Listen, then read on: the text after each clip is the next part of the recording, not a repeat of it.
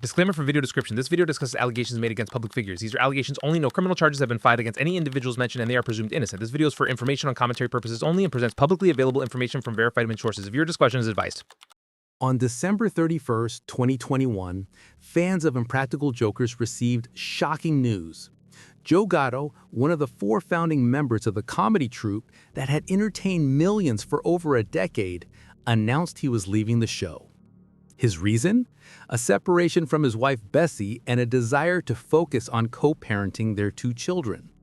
It seemed like a mature, understandable decision. Fans respected it. His 3 co-stars, James Murr, Brian Quinn, and Sal Vulcano, released supportive statements. Everything appeared amicable. But what nobody realized at the time was that this departure might have been just the beginning of a much darker story. Over the next few years, allegations would surface that would shake the foundation of one of cable TV's most beloved comedy shows, and leave fans questioning everything they thought they knew about the guys who made them laugh. The show's rise to fame. Before we dive into the controversies, let's talk about what made Impractical Jokers such a phenomenon. The show premiered on True TV in December 2011 and was an instant hit, racking up over 32 million views in its first season alone. The concept was brilliantly simple. 4 lifelong friends from Staten Island compete to embarrass each other through hidden camera pranks on unsuspecting strangers. Joe Gatto, James Murr, Brian Quinn, and Sal Vulcano weren't just comedy partners. They had known each other since high school at Monsignor Farrell Academy on Staten Island. They formed their comedy troupe, the Tenderloins, back in 1999, performing improv and sketch comedy for over a decade before landing their TV deal. The show's format was genius in its simplicity. Using hidden earpieces, the guys would give each other increasingly outrageous instructions to follow in public.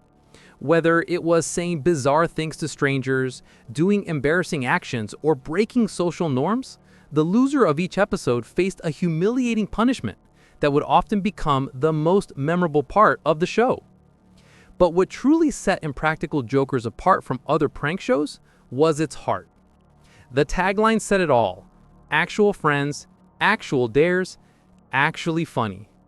These weren't actors playing characters or strangers brought together by producers. These were real friends with genuine chemistry, and that authenticity resonated with audiences in a massive way. The show became a cable television juggernaut. At its peak, Impractical Jokers seemed to be on constantly. You could turn on True TV at almost any time and catch an episode. It spawned 2 movies, multiple spin-offs, sold-out live tours across the country, and turned the Tenderloins into household names. For 10 years, these 4 guys felt like friends you invited into your living room every week. And that's what made what came next so devastating for fans. Joe's departure. When Joe announced his departure on New Year's Eve 2021, he posted a heartfelt message on Instagram. He wrote that he and Bessie had, quote, decided to amicably part ways, and that he needed to, quote, focus on being the best father and co-parent to our 2 incredible kids. He continued, outside of my family, my relationships with Murr, Q, and Sal have been the most important in my life. I know that we'll continue to make the world laugh, and even though the 4 of us are the ones who you all see, this show is only possible due to the hard work of the talented crew members who work behind the scenes. The remaining 3 Jokers responded with their own joint statement, saying, after all these years together, we never imagined making Impractical Jokers without Joe. While we are saddened to see him go, we want to keep making people laugh, keep our relationship with the Tenderloins fans going, and continue to produce the show. Most fans accepted this explanation at face value. Going through a divorce with young children is difficult, and it seemed reasonable that Joe would want to step back from the demanding schedule of producing and filming a TV show. The response was largely sympathetic and supportive. The impact on the show's viewership, however, was immediate and dramatic. The final episode featuring Joe as a full cast member drew 420,000 viewers.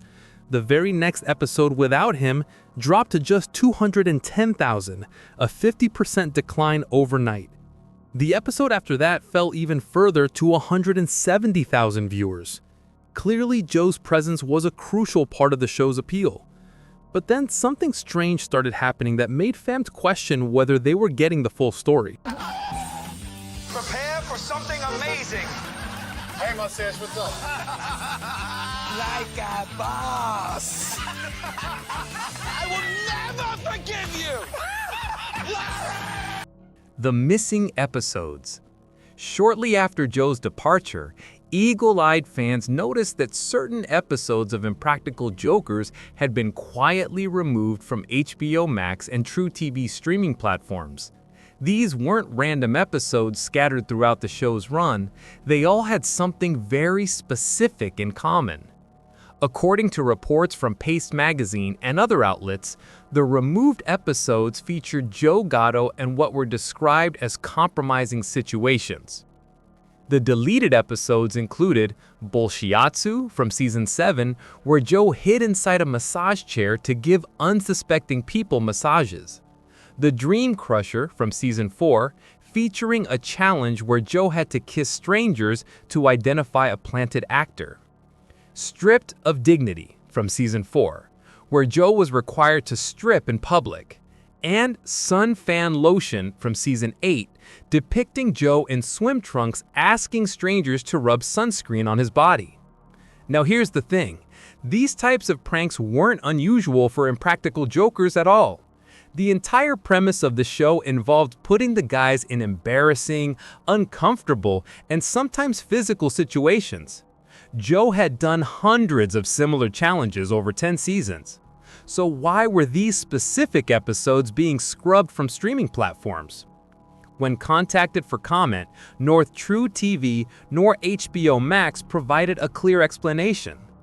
HBO Max simply stated they were modifying available shows and movies as part of delivering an even better streaming offering, corporate speak that explained nothing.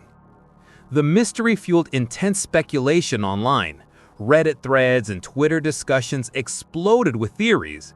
Some fans wondered if the episodes were removed out of sensitivity to Joe's divorce. Others began to suspect there might be more to his departure than the official story suggested. But without any additional information, it remained just speculation. That is, until March 2025, when everything changed. The first allegation.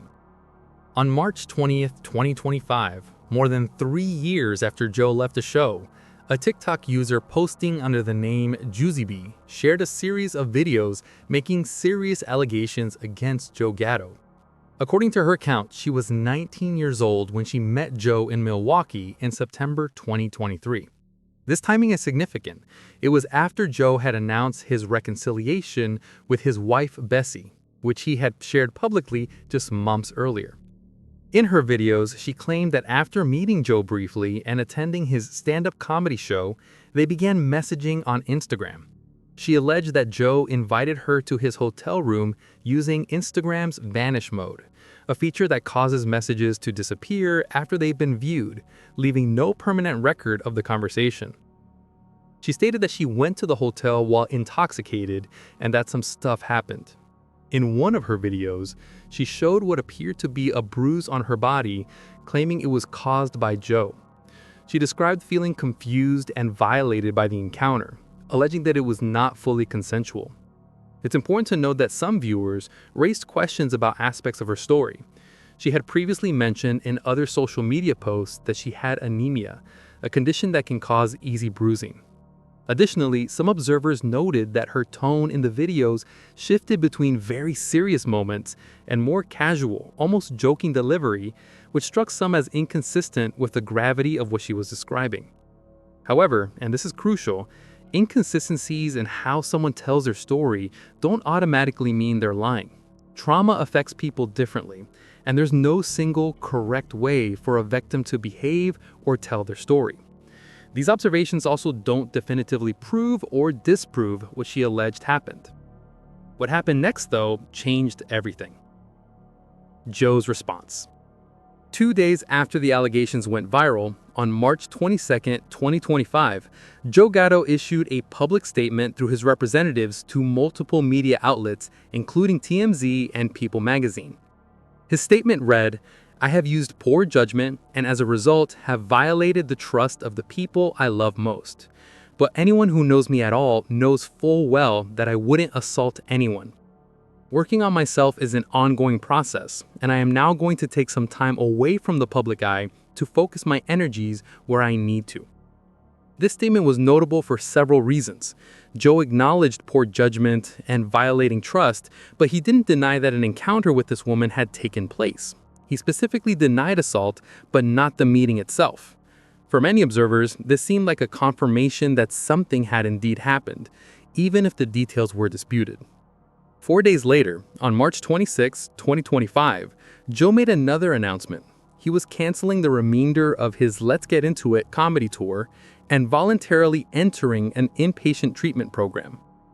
His statement said, "Having taken some time to reflect, I've decided to voluntarily enter an inpatient program to continue working on myself. I just want to thank my friends, fans, and especially my family for all of their support." In May 2025, a spokesperson confirmed that Joe had completed his treatment program. The nature of the program was not disclosed. For fans who had defended Joe and insisted the allegations were false, these actions were troubling. If nothing happened, why admit to poor judgment? Why enter treatment? Why cancel an entire tour? But it was what came next that truly opened the floodgates.